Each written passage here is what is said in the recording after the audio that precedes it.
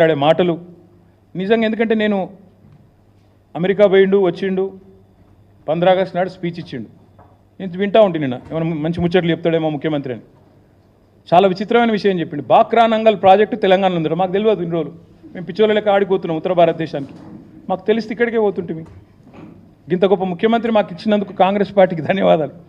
ఎందుకంటే విచిత్రంగా ఉంది మాకు ఈ రుణమాఫీ విషయం. నేను అందుకే ముఖ్యమంత్రి గారిని సూటిగా సవాల్ చేస్తా ఉన్నాను. రేవంత్ రెడ్డి గారు, నీకు చిత్తశుద్ధి ఉంటే నిజంగానే నువ్వు చెప్పిన మాటల్లో ఒక్క 1% నిజం ఉన్నా నీ నియోజకవర్గానికే పోదాం రా. సెక్యూరిటీ లేకుండా, భద్రత లేకుండా రా. మీడియాని తీసుకొని పోదాం. మీడియాని తీసుకొని మంచిగా లైవ్ టెలికాస్ట్ కిట్లను తీసుకొని పోదాం. నీ కాన్స్టిట్యున్సీకి పోదాం. ఊరు కూడా నీ ఇష్టం, మండలి నీ ఇష్టం, ఊరు నీ ఇష్టం. రైతు వేదికలు కట్టిండు కేసీఆర్, మంచిగా రైతులను కూర్చోబెట్టు. ఒక్క రైతు వేదికలో రైతులు కనుక 100% రుణమాఫీ అయిందంటే నేను అక్కడే నా రాజీనామా పత్రం స్పీకర్ గారికి పంపిస్తా. రాజకీయం వదిలేసి శాశ్వతంగా ఇంట్లో కూర్చుంటా.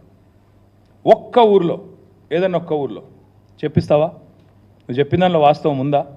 నువ్వు చెప్పిన లెక్క ప్రకారం రైతులు రుణమాఫీ జరిగిన విషయం వాస్తవమే అయితే కొడంగల్లో ఏ ఊరో నువ్వే డిసైడ్ చేయి, పోదాం.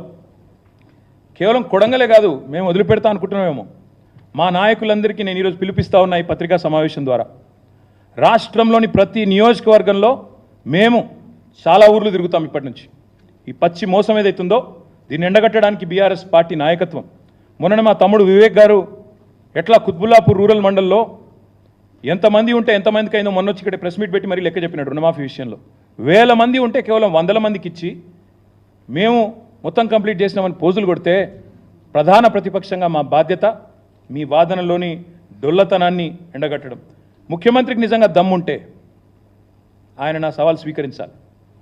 Let him accept this challenge. Kodangal పోదాం, లేదా నీ ఇష్టం, ఉమ్మడి పాలమూరు ఏ కాన్స్టిట్యున్సీకైనా పోదాం, నీ ఇష్టం.